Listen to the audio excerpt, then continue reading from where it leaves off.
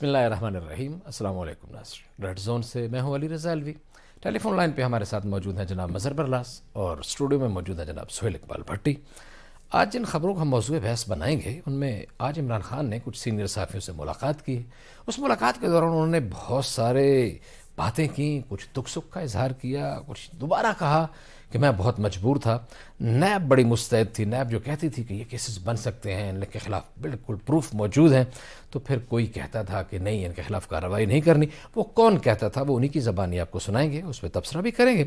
پھر عمران خان کی اہلیہ بشرا بی بی کی توشہ خانہ کے حوالے سے ایک آڈیو لیک ہوئی ہے اور اس میں وہ سخت غصے میں ہیں, پیرنی پورے جلال میں نظر آتی ہیں اور وہ جھاڑ پلا رہی ہیں اپنے بنی گالا ہاؤس کے جو نگران تھے انعام خان, اور ان کو منع کرتی ہیں کہ آج کے بعد تم اس گھر میں داخل نہیں ہو سکتے ہو.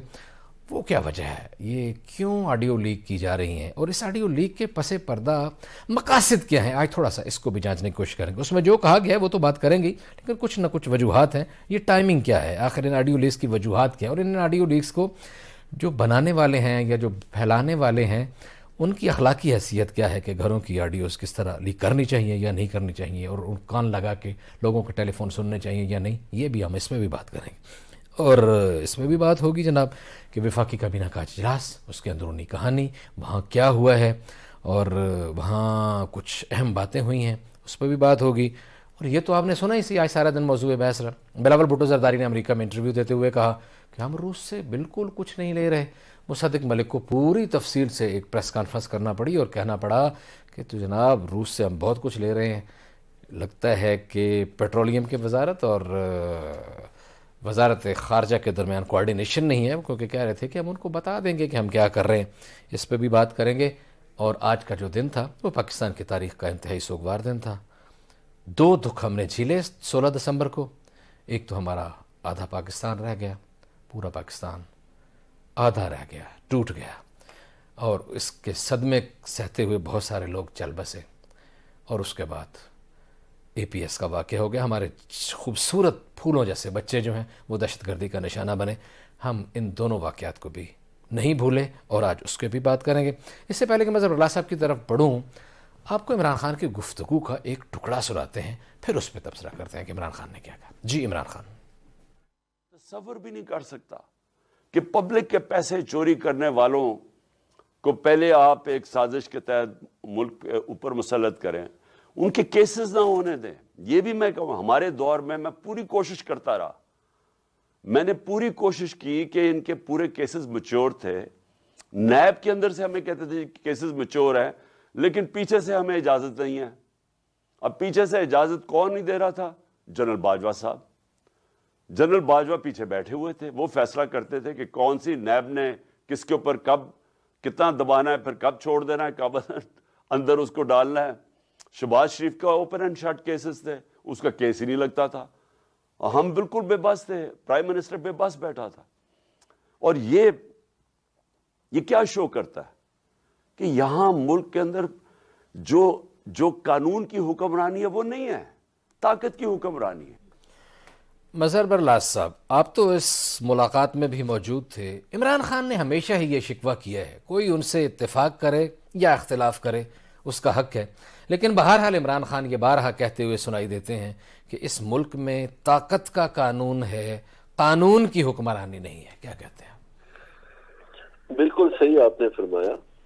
اور خان صاحب کو یہ شکوہ ہے کہ یہاں جو طاقتور لوگ ہیں وہ اتنے طاقتور ہیں کہ قانون سے بالاتر ہے.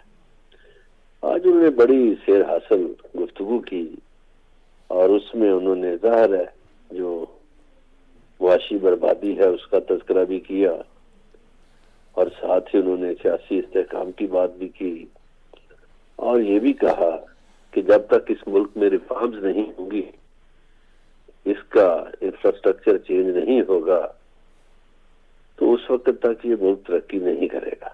صحیح. انہوں نے چین کے صدر کا حوالہ دیا. انہوں نے کہا دیکھیے پریزیڈنٹ شی جب کوئی بات کہتا ہے تو پورے چائنا میں عمل ہوتا ہے اس پر. درست ہے. یہاں بدقسمتی یہ ہے کہ پرائم منسٹر کچھ کہتا ہے تو اس پر عمل درآمد ہی نہیں ہوتا. صحیح ہے. اس سلسلے میں انہوں نے نیب کے حوالے سے باتیں کی. انہوں نے کہا کہ دیکھیے اتنے کیسز تھے اور میں کہتا تھا، اور میرے ساتھ ہر دفعہ جھوٹ بولا جاتا تھا کہ یہ ہو رہا ہے وہ ہو رہا ہے فلاں. پھر انہوں نے کہا کہ کوئی سال ڈیڑھ بعد مجھے چیئرمین نیب جب ملے تو میں نے کہا بھئی یہ کیوں نہیں آپ لوگ کر رہے؟ تو اس دن مجھے پتا چلا کہ رکھوانے والی ہستی کون سی ہے. پھر انہوں نے ایک اور بات کی، انہوں نے کہا دیکھیے پہلے انہوں نے یونیفارم پہنی ہوئی تھی تو ہم تھوڑی سی تنقید کرتے تو کہا جاتا تھا ادارے پہ تنقید ہے. اب تو وہ ریٹائرڈ ہو چکے ہیں، اب ان کے تن پہ یونیفارم نہیں ہے، صحیح ہے، لہذا ہم ان کی شخصیت کے بارے میں بات کر سکتے ہیں کہ انہوں نے کیا کیا کہا، کیا کیا گل کھلائے، کیا کیا نہیں. صحیح. تو انہوں نے قصہ مختصر یہی کہا کہ گزارش یہ ہے کہ اس ملک کے ساتھ کیا مخلصی دکھائی کہ اب اس ملک کے خزانے میں اتنے پیسے بھی نہیں ہیں، تنخواہیں بھی نہیں ادا ہو رہی. پھر ایک رونا انہوں نے اور رویا، وہ یہ تھا، وہ کہتے ہیں جی 7.5 لاکھ دماغ اس ملک سے ہجرت کر گیا ہے، اس کا جواب کون دے گا؟ یہ اسی وجہ سے ہجرت کر گیا ہے کہ یہاں حالات ہی اچھے نہیں ہیں. جس کے پاس تھوڑے بہت پیسے تھے اس نے اپنی کوئی چیز بیچی، پیسہ لیا اور اس ملک سے چلا گیا. صحیح. تو میں تو اس لیے لڑتا رہا اور لڑتا رہوں گا کہ یہ میرا ملک ہے اور کوئی بھی حکومت اس وقت تک کامیاب نہیں ہو سکتی جب تک اپنے لوگوں کا، اپنے وطن کا نہیں سوچتی. بالکل صحیح ہے. فارن پالیسی پہ انہوں نے کہا کہ فارن پالیسی ایسی ہونی چاہیے کہ جس کا فائدہ قوموں کو ہو، عوام کو ہو. انہوں نے پھر روس کا بھی بات کی کہ وہاں سے ہم یہ چیزیں لے رہے تھے تو اس لیے لے رہے تھے کہ میرے ملک کو فائدہ ہے. پھر ایک بندے نے ایک سوال وہاں کیا کہ نون لیگ کی لوگ پروپیگنڈا کرتے ہیں کہ آپ نے دوست ممالک کو ناراض کیا. تو انہوں نے کہا کہ کوئی ایک مثال دے دیں. میں نے تو چین کے ساتھ بھی اچھے ملازم تھے، فلاں کے ساتھ بھی، امریکہ کے ساتھ بھی، میں غلامی کا قائل نہیں، تعلقات کا قائل ہوں. تو انہوں نے سعودی عرب کی طرف ایک بندے نے اشارہ کیا تو انہوں نے جواباً یہ کہا کہ کیا OIC سعودی عرب کی مرضی کے بغیر ہو گئی تھی؟ اختلافات کدھر تھے؟ صحیح ہے. وہ خیر انہوں نے اپنا جو ایجنڈا ہے مستقبل کا وہ بھی سامنے رکھا. جی صحیح. چلیں آپ سے پوچھیں گے کہ ان کا مستقبل کا ایجنڈا کیا ہے. جناب سہیل اقبال بھٹی صاحب، عمران خان اب بارہا یہ کہتے ہوئے سنائی دیتے ہیں کہ حالات میرے بس میں نہیں تھے، اختیارات میرے پاس نہیں تھے، اور جیسا کہ برلا صاحب بھی بتا رہے تھے کہ انہوں نے کہا کہ 1.5 سال کے بعد مجھے پتہ چل گیا کہ کام نہیں ہونے دے رہا فلاں بندہ، باجوہ صاحب کام نہیں ہونے دے رہے، وہ منع کرتے ہیں چیئر نیب کو کہ ان کو کچھ نہ کہو، ان کو کچھ نہ کہو. کیا مقاصد ہو سکتے ہیں؟ باجوہ صاحب کے کوئی ذاتی مقاصد تھے ان کو بچانے کے لیے، یا جب ان کو پتہ تھا کہ مجھے کام نہیں کرنے دیا جا رہا تو ان کی اسٹریٹجی کیا ہونی چاہیے تھی؟ علوی صاحب، گزارش یہ ہے، اور اس گزارش سے پہلے حسب روایت مظہر برلا صاحب سے قابل صد احترام کے ساتھ ہر روز تقریباً عمران خان صاحب کا ہم فلسفے سے بھرپور خطاب سنتے ہیں، اور اب لٹرلی دل بہت دکھی ہوتا ہے. اچھا جی، اس لیے کہ خان صاحب اپنے آپ کو بھی فول پیراڈائز میں رکھ رہے ہیں اور ایک مقبول ترین لیڈر بنے ہوئے ہیں. عوام کو حقیقت سے اردو میں احمقوں کی جنت کہتے ہیں. جی بالکل ایسے ہے، اور اپنے جتنے لاکھوں کروڑوں فالوورز ہیں ان کو بھی حقیقت پسندی سے دور کرنے میں لگے ہوئے ہیں دن رات.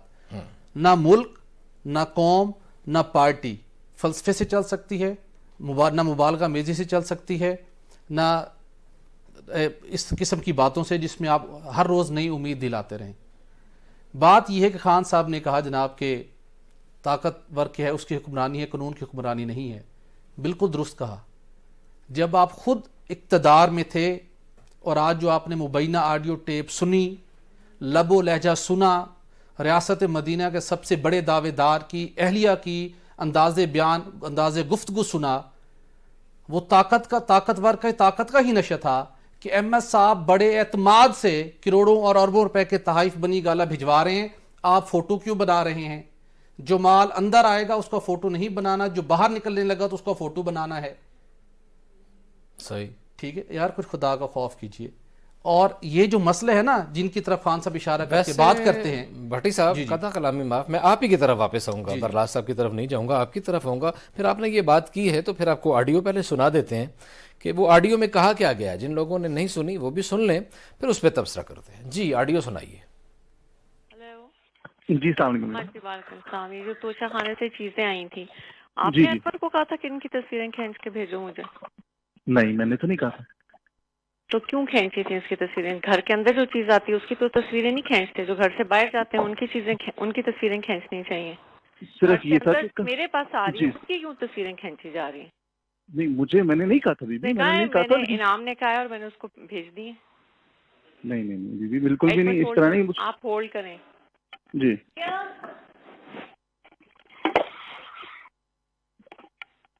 آپ نے انعام کو بھیج دی تصویریں؟ وہ کہہ رہے ہیں مجھے کہیں بھیج دی. نہیں بھیجی ہے لیکن میں نے کہا نہیں بھیجی ہے لیکن میں نے نہیں کہا. تصویریں کھینچنے کو انعام نے کیا کس نے کہا تھا تصویریں کھینچنے؟ کس نے؟ کیوں؟ کون؟ کیا ثبوت؟ گھر کے اندر آنے والی کسی چیز کی تصویر نہیں کھینچتے کیونکہ وہ میرے پاس آ رہی تھی. گھر سے جو باہر جاتی ہیں ان کی کھینچنی چاہیے. گھر کے اندر جو چیز آ رہی ہے اس کی کون تصویر کھینچتا ہے؟ کس چیز کا پروف؟ کیوں؟ آپ کو کیا ضرورت ہے پروف کرنے کی؟ آپ نے میرے سے پوچھا ہے؟ سوری جی کا کیا مطلب؟ آپ لوگوں نے تماشا بنایا ہے اس گھر کو. وہ ایم ایس ہم پہ ٹرسٹ کر کے بھیج رہے ہیں، اس نے تصویریں نہیں کھینچی. آپ کون ہوتے ہیں تصویریں کھینچنے والے؟ اور تمہیں کیوں بھیجی ہیں اس نے تصویریں؟ بیوی مجھے تو نہیں، مجھے تصویریں ہیں کہ یہ چیزیں آئی ہیں تو ہم اندر دے رہے ہیں. میں نے کہا ٹھیک ہے بس آپ بیوی کو دے دیں، وہ جانے ان کا کام. کیا تم لوگوں کا تک ہے؟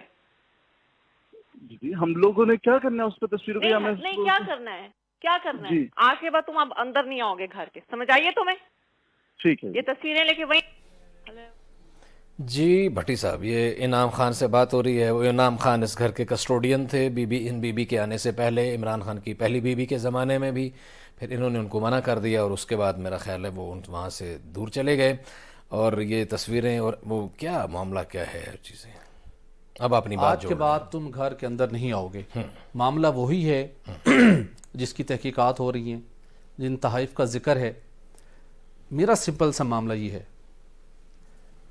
خان صاحب نے مجھ سمیت 22 کروڑ عوام کو بتایا، ریاست مدینہ کی ہر خطاب کے دوران لیکچرز دیے، مثالیں دی، خلفۂ راشدین کے دور کے کئی ان کے احوال ہمیں بتائے. کیا اس دور کے اندر خان صاحب نے ہمیں یہ بتایا کہ آپ سے ہر چیز کی باز پرس ہونی ہے، آپ سے سوال ہونا ہے؟ آج خان صاحب جب سوال ہو رہا ہے تو آپ سارے ڈائریکشن دوسری طرف موڑ دیتے ہیں. یار جو سوال ہو رہے ہیں، جب سوال اٹھ رہے ہیں اب ان کے آپ جواب دیتے. اب آپ نے ایک نئی ڈیبیٹ جنریٹ کر دی. میرا آپ سے سوال ہے کہ جب خان صاحب کو پتا تھا، اب جو جن اپنے آج پھر جنرل باجوہ صاحب کے اوپر سارے معاملات اٹھا کے ان کے اوپر ڈال دیے، نیب کے بھی، جب بھی موقع ملتا ہے سارا کام ادھر ڈال دیتے ہیں. جب آپ اقتدار میں تھے، جب آپ کی کوئی بل اب منظور نہیں کروا سکتے تھے، آپ کہتے تھے میں ان کی مدد لیتا تھا، آپ بے بس تھے.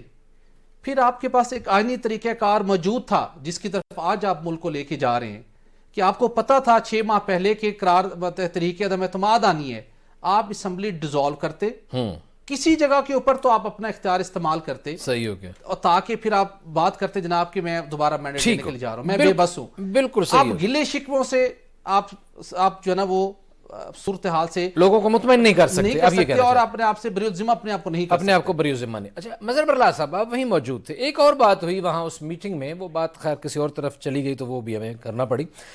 عمران خان نے کہا کہ جو لوگ یہ کہہ رہے ہیں کہ اسمبلیاں تحلیل نہیں ہوں گی وہ کل میری تقریر کا انتظار کریں. آپ کو ملاقات سے کیا لگا؟ کیا عمران خان صاحب اسمبلیاں تحلیل کر دیں گے یا تحلیل کرنے کا اعلان کریں گے؟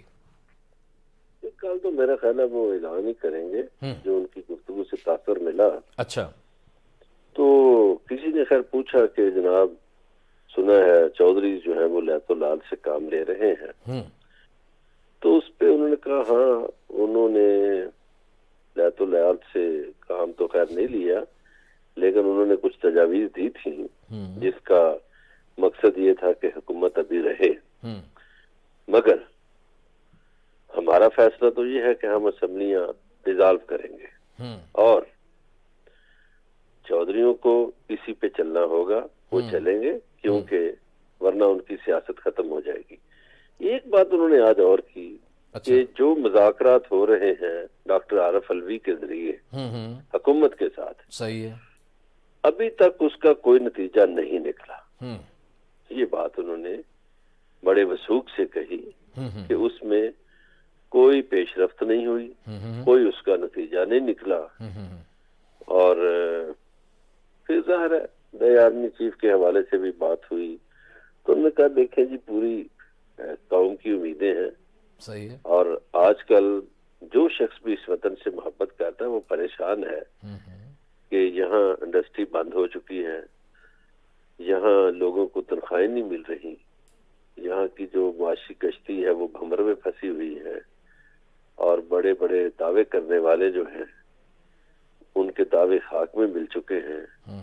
اور پھر انہوں نے اپنی حکومت کے بھی کارنامے گنوائے کہ میرے دور میں گروتھ ریٹ یہ تھا، اب یہ ہے، میرے دور میں انڈسٹری اتنی چل رہی تھی، اب یہ ہے، میرے دور میں زرعی پیداوار اتنی تھی، اب یہ ہے۔ تو یہ باتیں خیر ہوئی۔ پھر انہوں نے کہا کہ مجھے 2/3 اکثریت ملے گی تو میں اس ملک میں ریفارمز لاؤں گا، میں انفراسٹرکچر چینج کروں گا۔ اس نظام کے تحت یہ جو نظام چل رہا ہے یا یہ جو انفراسٹرکچر ہے ابھی ہمارا انتظامیہ کا اسٹرکچر ہے، یہ لوگوں کو فیسیلیٹیٹ نہیں کر پا رہا، اور خاص طور پر جو انصاف ہے وہ لوگوں کو مہیا نہیں ہو پا رہا۔ صحیح۔ اور پھر انہوں نے خیر ان کی ایک توجہ انہوں نے جب زرعی پیداوار بڑھنے کی بات کی تو میں نے کہا جی دیکھیے ہمارے ہاں یہ کیوں نہیں سوچا جاتا کہ مشرقی پنجاب جو انڈیا میں ہے اور ہمارے پنجاب میں ایک جیسا موسم ہے، ہم جو فصل اگاتے ہیں گندم کی تو ہم بمشکل 40 من فی ایکڑ پیدا کرتے ہیں، جبکہ وہ 70 من کرتے ہیں۔ صحیح ہے۔ گنا ہم جو ہے 8 سے 10 ٹن کرتے ہیں، وہ 20 سے 22 ٹن کرتے ہیں۔ صحیح۔ تو اس پہ بھی تو کوئی بات ہونی چاہیے، تو آپ کے دور میں اس پہ بات نہیں ہوئی۔ تو انہوں نے پھر کہا، انہوں نے کہا دیکھیے میں نے چینی صدر سے بات کی تھی کہ ہم اپنی زرعی پیداوار بڑھانا چاہتے ہیں، اور پریزیڈنٹ شی نے اسی وقت کہہ دیا تھا کہ سب ان کو دے دو تاکہ ان کی زرعی پیداوار بڑھے، مگر بدقسمتی سے کورونا آ گیا، کورونا کی وجہ سے چائنا بند ہو گیا، سو ہمارے ہاں زراعت میں وہ جدت نہ آ سکی جو آنی ٹھیک ہے برلاس صاحب، بالکل ٹھیک ہو گیا جی۔ یہ ظاہر ہے عمران خان صاحب کہہ رہے ہیں جی کہ انہوں نے سوچا تھا، انہوں نے بات بھی کی تھی چینی صدر سے کہ ہماری پیداوار بڑھنی چاہیے۔ بالکل اگر فی ایکڑ پیداوار بڑھ جائے تو یقیناً پروڈکشن بڑھے گی، اور اس وقت تو جو سیلاب کے بعد زمینوں کی جو صورتحال اور بہت سارے علاقوں میں ابھی تک بھی پانی ہے، اور جن علاقوں میں پانی خشک ہو چکا ہے وہاں ظاہر ہے کہ وہ کاشت نہیں ہو سکی، تو ماہرین تو یہ بھی کہہ رہے ہیں کہ آنے والے وقت میں غذائی قلت بھی پیدا ہو سکتی ہے۔ اس پہ بھی بات کرنے کے ہمارے ساتھ رہیے گا، ملتے ہیں بریک کے بعد۔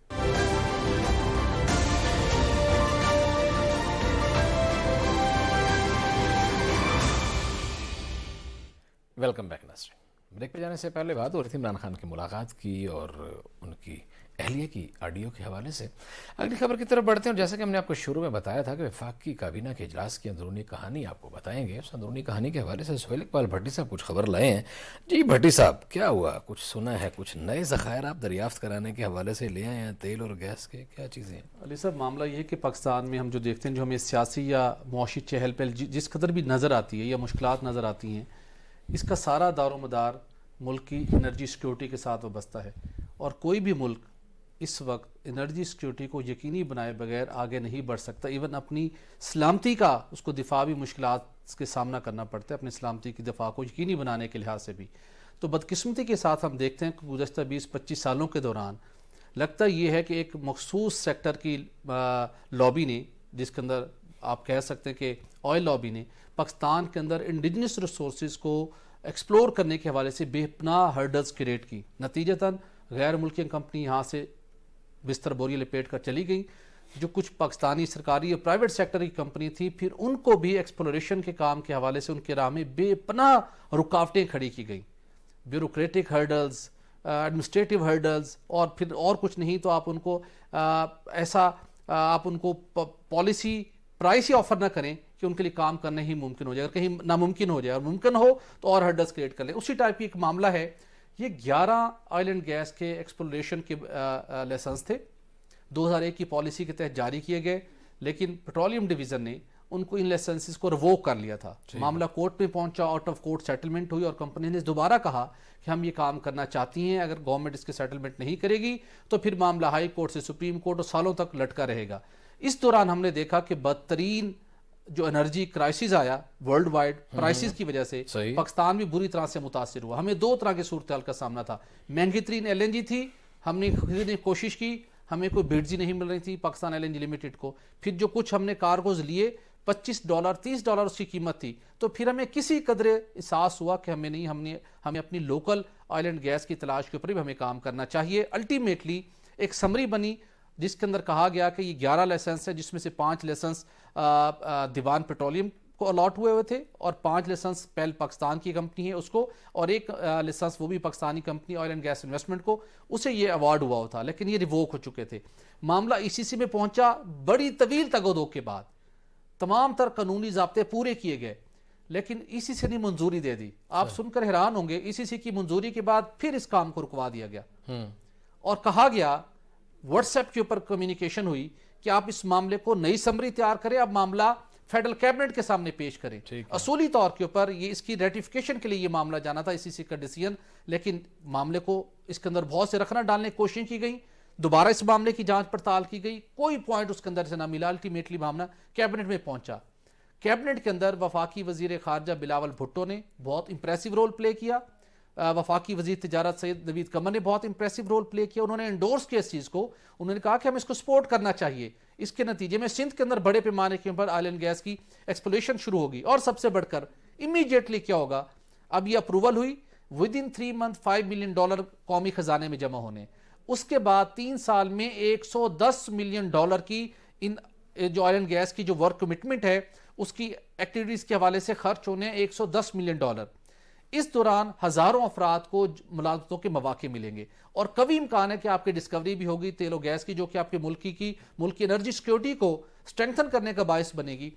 اس کے نتیجے میں ڈائریکٹلی اور انڈائریکٹلی اکنامک بینیفٹس بھی اپنا آپ کو ہوں گے, چونکہ اب آپ باہر سے درآمدی گیس کے اوپر آپ مزید انحصار کرنے کے آپ قابل نہیں رہے. باہر سے اگر آپ نے منگوانی ہے تو آپ نے سستی گیس بھی سسٹم میں ایڈ کرنی ہے, آپ نے تیل کے نئے کنویں تلاش کرنے ہیں تاکہ آپ کی اپنی ریفائنریاں جو ہے وہ لوکل کروڈ کے اوپر آپ اس کو میکسیمم پروڈیوس کر سکیں. یہ تو صحیح ہے, بالکل یہ بڑا ضروری تھا. اب یہاں تک تو یہ کام اچیو ہو گیا, لیکن اگین جو معاملہ ہے, جو سب سے بڑی رکاوٹ کھڑی کی جاتی ہے الوی صاحب, جو ہم وزیر اعظم کو بھی جانے توجہ دینے کی ضرورت ہے, ہم باہر سے گیس منگوائیں تو ہم $25 دینے کو تیار ہیں. جب ملک کے اندر ہماری کمپنیاں, وہ سرکاری ہوں یا پاکستان کی پرائیویٹ کمپنیز ہوں, وہ جب گیس تلاش کرتی ہیں تو ہم انہیں $10 دینے کو تیار نہیں. اور آپ سن کر حیران ہوں گے, اگر حکومت جتنا بھی اس وقت میکسیمم اگر اس کا جو حکومت پرائس آفر کرتی ہے $6 ہو یا $10 ہو, اس میں سے بھی رائلٹی اور ڈیفرنٹ ٹیکسز کی مد میں 50%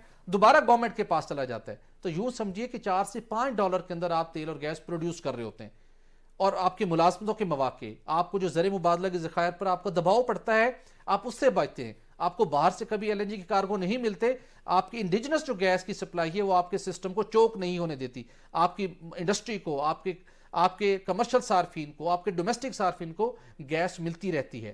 تو اب ہم امید کرتے ہیں کہ یہ اتنا بڑا سٹیپ ہوا ہے, سٹیپ لیا گیا ہے, کیبنٹ اس کو انڈورس کیا ہے, بے شمار اس کے اندر ہرڈلز کریٹ کرنے کی کوشش کی گئی, لیکن الٹیمیٹلی یہ چیز امپلیمنٹ ہوئی ہے.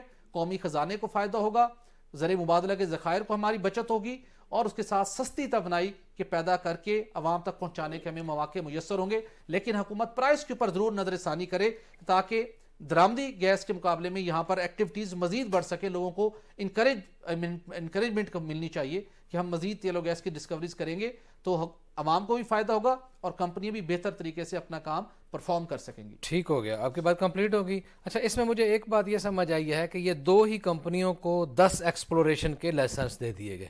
3 کمپنیوں کو, ایک کو 5, دوسری کو 5, دیوان کو 5, ہاں جی, ایک کو 5.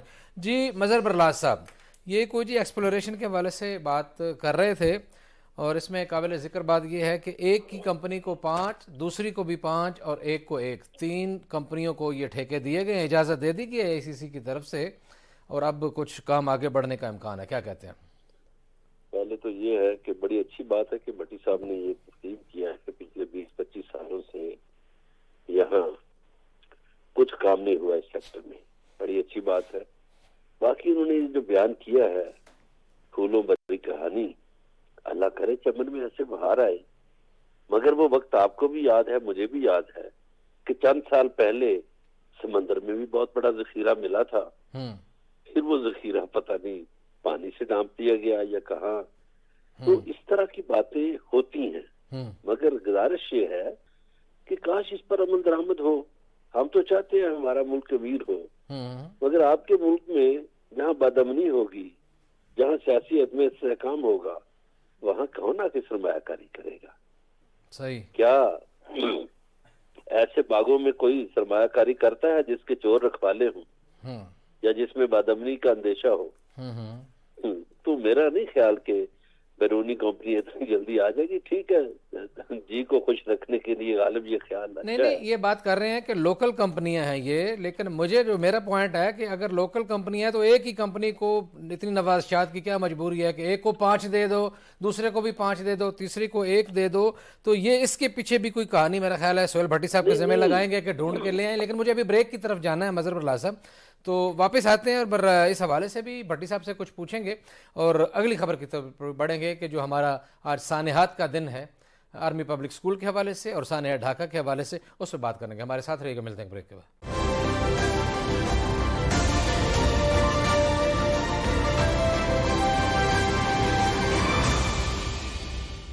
Welcome Pakistan, welcome back Pakistan.